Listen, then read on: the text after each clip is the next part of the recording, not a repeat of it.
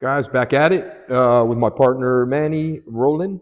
I'm your host Henry Rzemieniewski, and this is the Beware of the Dog podcast. Ruff, ruff, ruff. I was expecting more of like a DMX, like, A little bit more of a chihuahua. Kind of goes hand in hand with your little guy at home, right? Yeah. But I think we're gonna get right to it, guys. And the disappointing fight that was this past weekend. Yeah. Go ahead.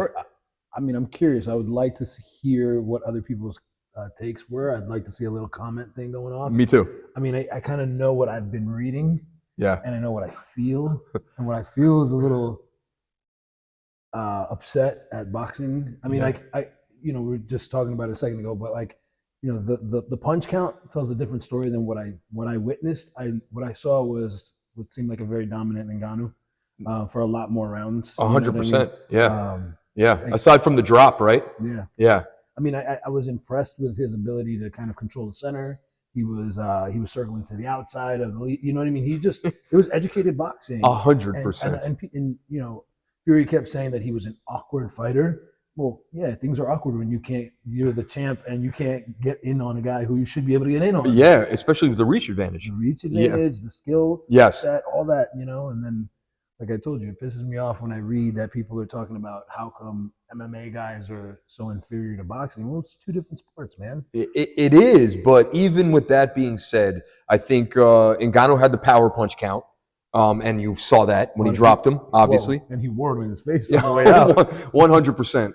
And I honestly believe, based on the way the Fury was fighting, that he underestimated, how good Ngannou was going to be. 100%. And his future opponent was shouting like tips to him. Yes. You heard that? Usyk was telling him what to do.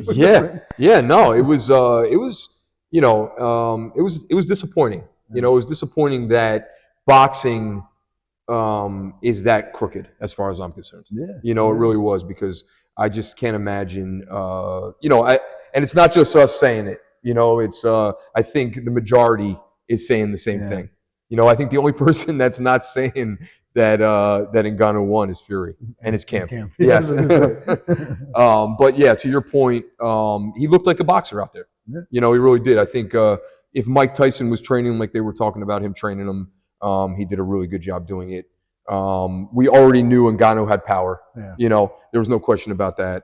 And even with the illegal shot, the illegal elbow, that was blatant. Yeah. That was blatant. The good thing for Ngannou was that he's used to taking those elbows in an MMA Definitely. fight, But I think that, if I could give the one criticism, was there was kind of towards the middle rounds, maybe 6, 7-ish. Yeah. 6, 7, 8, maybe, it was where you started to see Ngannou get a little, he seemed a little more rushed. Whereas in the beginning, he was sitting in the pocket. He played his game. He was counterpunching, yes. And then we got into the later rounds and he was looking for the big blow. Yes. I think ever since he knocked him down, I think at that point he realized that, hey, I got what it takes to knock this guy out, and I want to knock this guy out. Yeah. So, but it is what it is. I want to see a rematch. I do want to see a rematch, but I'm also curious, if he handled Fury that way, what would he do to Wilder? What would he do to Joshua? What would he do to Usyk? I think, like we expected with Fury, I think he beats all three of those guys, and I think there's a possibility that he knocks out 2 out of 3, or maybe possibly all 3 of those guys as well. But I'd like to see. Unfortunately, this is one of the reasons that I don't watch boxing that anymore. This one I did pay for. It was an entertaining fight. I was glad I did. But unfortunately, I just can't. I can't buy into buying boxing. I almost didn't pay for it, and then you told me you were watching, and I felt left out. So I was like, all right, I gotta watch this. Yeah, no, I wanted to see it. I wanted to see it play out, the entire thing play out, not a bunch of. Although I'll tell you what, the highlights tell the story as well.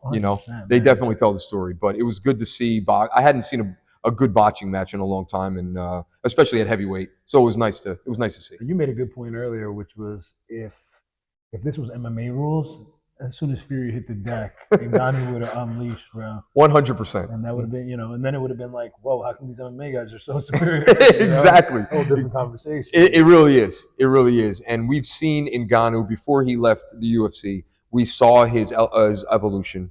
We saw him work his wrestling. We saw him, all those things. We saw him improve on a stand-up. I just, it's like I said, it's upsetting. I'm hoping he goes back to MMA. I want to see a John Jones Ngannou fight. I really do. I want to see, anybody in that division. I'd really like to see what Ngannou brings back, because he's a learner. He's a worker. He's an I use this word, but I think you know what I'm talking about when I use this word. But he's evolutionary. He really works on his craft and gets better from, and we saw that from when he first started in MMA to where he's transitioned to. Cool word, evolutionary. Evolutionary, That's like a nice morph. Yes, it is, and all the guys, and we've talked about this in previous podcasts. With any of those guys, Adesanya, I don't know. Speaking of Adesanya, did you see when he said that he's coming back to fighting, 2027? Yeah, but you see I saw a post that said how much he's earned. Oh yeah. Since he started. Oh yeah. Dude's net worth is like he doesn't need to. No, he doesn't. He doesn't. It's work, right? Yeah, it is. It's a passion, but it's their job. Yes. If I was a couple mil in, I'd be like, you know what? Take a couple seasons off. Exactly. And at that point, I wonder if he even. I mean, he's still young. He's super young. How old is Adesanya, Dan? Just out of curiosity. I'm going 27. 20. You think he's that young? I think so. It's possible. He looks young. He posts a lot on TikTok. He's 34. Wow. 34? Yeah, see, I didn't think he was that old, but I had him pegged for like 30, 31. If I was 34, I would not be posting on TikTok like that. Though. No, definitely not. But, you know how it is nowadays with sports figures in general. Yeah. Everybody's making their money off of social media, true. So got to do what they got to do. But I would like to see him come back sooner than that. But I think he's smart, though, to get out when he's getting out. He's gotten knocked out. He's taken some punishments for some guys, and it might not be a bad move for him to get out while his brain is still intact. He's got the connections. He's definitely got the setup to make money without having to fight. Well, it also builds an incredible amount of hype. No question. Around when he comes back. Yes. Like it's like a John Jones. Yes, I agree with that. I definitely agree with that.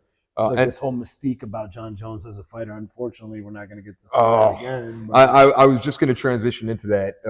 That's upsetting. I'm going, and I'm excited to watch. Some of the other undercard fights.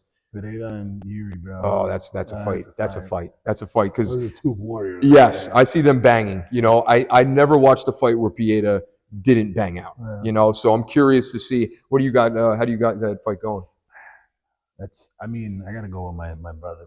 I know. Native American brethren. I'm feeling the same way. I'm feeling the same way. I'm leaning towards Pieta, but Yuri he's different. He's special. Yeah. He's special. He's got power. He's got good wrestling defense. Not that Pieta is going to try to wrestle him or anything of that sort. But I think it ends up being a good fight. I think it ends up being a real good fight. Killer haircut. He does got a killer haircut. But no, it makes for an interesting card. I'm also interested in watching Andrade and Andrade and what's her name? Mackenzie Dern. Yes. Dude, yes. Mackenzie, her last fight was just impressive to me. Last couple fights. Yeah, but it's like I've been watching her evolution, and the last one she did not pull guard once. I know. She was hands. She was banging. And she was like, and looking pretty crisp. She was weaving, bobbing, clipping. Man, it was like, yeah, it was a beautiful thing. Yes, yeah. There's no question. I'm sure Megaton was very proud of her, of his daughter. Yeah. Because she is obviously traditionally a grappler. One of the best in the gi, one of the best in no gi. And I think in MMA, she's really, she's made a name for herself. She came out lean though too. She did. She came out like same weight, but like her body composition looked different. It did. Yeah. It did. No, she looks good, man. I'm interested in that fight. I think she wins that fight for sure. What else is on that card? The co-main is Sergey Pavlovich versus Tom Aspinall. Oh, that's right. I forgot they made that fight. I think Sergey's got, hammers for hands, bro. So does Aspinall, though, too. I do, but I don't know. I think Aspinall's got less of a chin than Sergey. That's possible. Sergey's got a... He does. He's got it. Yeah, he does. He does. He just reminds me of what's his name? What's his name, man? Heavyweight or heavyweight? takes off his pants when he wins. Why am I? Oh, Lewis. Yeah, Derek Lewis. Derek Lewis. His hands, like the power that he possesses, reminds me of a Derek Lewis. And going into this weekend, Derek Lewis is actually a dog. Is he? He is. Again. Yes, because he's fighting this weekend. Oh yeah. That's right. Yep. He's an underdog, huh? He is. I took him. Did you? Yeah, Nice. I took him, and I went with Adolfo Vieira fighting in the undercard. So I took him to sub, and then Lewis to knockout because I've been impressed with Lewis's last couple fights. Yeah, when he threw that flying knee, man, bro, crazy. Yeah. Because he's leaned out. He's gotten a little bit more athletic than he used to be, which I think just has everything to do with him leaning out. And he looks like a different fighter. That last fight, he looked like a different fighter. So that guy said he wasn't able to eat cereal for a couple of days. Yes, I can imagine, dude. I can imagine. He's a killer. He's an absolute killer. And historically, I think the thing that got him in the past was the fact that, he was gassing out. Yeah, his tank wasn't there. It wasn't there, and I think he's learned from that. And I think when you're not in good shape, like obviously your tank goes, but also like something about your chin. You know what I mean? Yes. Something about that chin gets a little soft. It does. Yeah. And he's got a chin on him. He's definitely got a chin. He backs up the chin. He backs up the power with his chin for sure. But I'm excited. I'm excited about that. I think that's going to be a good fight this weekend. It's going to be interesting. It's a couple little undercard fights too, which make it nice. But I don't know if you saw that next Who's Number One coming up. That looks good. It does look real good. Gordon and Barbosa, right? Yeah. Yeah. What do you think? I'm gonna say Gordon. Yeah, me too. I mean, I just think Barbosa is good, but Gordon's so dominant. He is, man. I don't know who though. Who do you put against Gordon? Even Marigali. I mean, although I would like to see, Nicky Rod go back. I think Nicky Rod is the guy who gets him eventually. Yeah. He got pretty damn close last time. He did. Yeah. And I think that has a lot to do with the fact that they trained together for as long as they did. Yep. So it's like familiarity with his game. And then obviously Gordon puts all of his tutorials out there and stuff like that. But, Nicky's he's a younger, lesser degree belt. Yes. I mean? He's growing in the game. He really is growing to the game. I never expected him to be more patient, be more technical. Not that he wasn't a technician from a wrestling standpoint, but he's really grown into his jiu-jitsu. Yeah. And it's nice to see. I think he's taken I think him being with Craig Jones has made him a little bit stronger, a little in his jiu-jitsu. Obviously, he's always going to be athletic, and that they got a couple guys at the top that are powerhouses right now. Yeah. I'm a little upset or disappointed in the fact that Nicky Ryan hasn't been, kind of grown what I thought he would grow into. Yeah, he's been a little bit of a I guess I don't want to say a letdown. He's got good jiu-jitsu, but I think he's injury prone. Yeah, I feel like that slowed him down. When he was young, he was a killer, an absolute killer. Yeah. And maybe that was part of the problem too. That it's the hype got the best of him, and then he caught that injury. And fortunately for me, I've never caught a serious injury like that. And that just seemed he put on the weight after that. And he's a different grappler now, a better wrestler, obviously. But it seems like it kind of took away from what he was strong at in the beginning. It's also like his weight class. You know what I mean? Like the guys in that division. It's a tough division. Yeah. It's a very tough division. Yeah. So it's going to be interesting to see. Like he plays a big man, almost like a big man jiu-jitsu, but he's not in a big man. No, that division is too fast 100%. And super technical, man. Yeah. Super technical division for him to be playing that kind of game. Yeah. But it should be that card overall. Mika's is back on that card. Yeah, I saw that. Who's Mika's going with again? Was it? It's Cody Steele. That's right. Cody's taking a break from MMA for this one. Yeah, that's going to be interesting. I mean, I don't see Cody beating Mika, but he's a good challenge for him. Yeah, it's a good match for him. Yep. But I just feel like the last couple fights that I've seen from Mika, the guy, he's been just on a tear right now. That whole team. What's his name? Baby Shark is on there too. Oh yeah. Or is it Andre? Baby Shark is going against Diego Pata. That's another good fight. I did see, you know how I've been kind of for the last few podcasts, I've been talking about Baby Shark and Musumeci. Yeah. And I did see Musumeci posted something that said that he's also waiting for that match to happen. Really? Yeah. Oh, that's interesting. Yeah, so I didn't see that post. A little bit of banter going. Okay. Back and Okay. forth, so I think we're getting closer to a good, like a nice Christmas gift. Yeah. I wonder how that fight plays out, though. You know, it's like we know Mikey's not going to stand with him. No. You know, he's going to go right to guard. He's going to sit right to guard. Baby Shark doesn't sit to guard by any means. He's a top player for sure. Although he has a guard, I'm not saying that, but it's going to be interesting to see because I think Mikey's going to put the Mikey would put the leg locks on him for sure.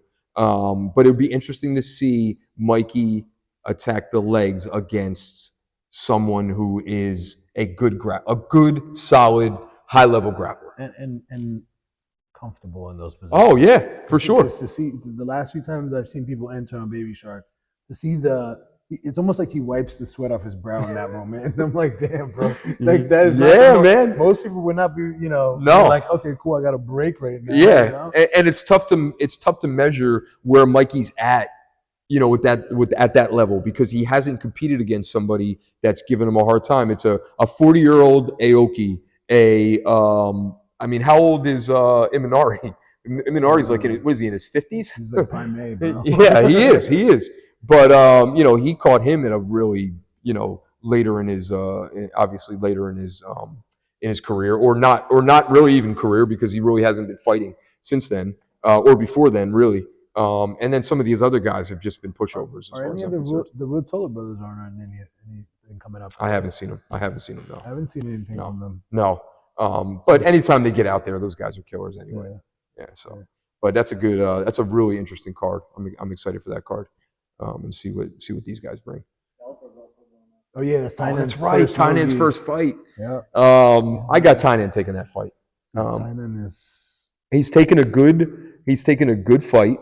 I don't think it's there's a high level there, but not to the point where I think he's capable of bringing it. I think Tynan's game translates to no-gi pretty well. It does. He's not like this. I mean, he's a good guard passer. His guard passing is really impressive. Yeah. And it's not. I mean, look, it's reliant at times on grips and stuff like that. But there's an underhook scenario. No question. Like he knows where he's. He's a pressure guy, and I feel like he's more of like a JT, like a younger, more aggressive. I don't want to say more technical because JT is technical as hell, but he's like a young JT with a little twist, with a little Mendez twist into it. Yeah. Because those guys, I mean, if you go back and watch some of their no-gi stuff, like when was it Hoffa fought Hoffa fought Cobrinha in no-gi. I think it was Hoffa. But those matches were crazy no-gi, or earlier EDCC, and obviously, some of his other teammates who already compete in no-gi competition. Cole, for sure, and Cole is a killer in no-gi. Man. Really high level no-gi grappler. So he's so young. I know, dude. It's ridiculous. So young. It's ridiculous. But it's gonna be interesting. He's not even legally allowed to drink yet. I don't think so either. No, he's only 19. Yeah, I think he's just 19. 19. Yeah. Wow. Yeah, it is wild. Imagine being that good at 19. Dude. Oh man, imagine training jiu-jitsu at 19. I never even got a chance to train jiu-jitsu at 19. I wish I had. I wish there was more opportunity for it. But looking back, who knows where I'd be at this point if I did? Probably, I would have probably done something to my legs at some point. I feel like being older and training in the game is maybe more aware of bad positioning for tears and breaks. 100%. But anyway, we got Derek Lewis this weekend. Next weekend, obviously the big one. And then what is that? What do you call a card? Is at the end of or beginning of December, right? That who's number one? Or end of November? End of November. I think it's the 30th. 30th? 29th? Yeah, so we have that at the end of November. So, and I'm going to try to sprinkle some ONE Championship maybe in there a little bit. Little Muay Thai, who knows, Yeah. But signing out, guys. Peace. Peace.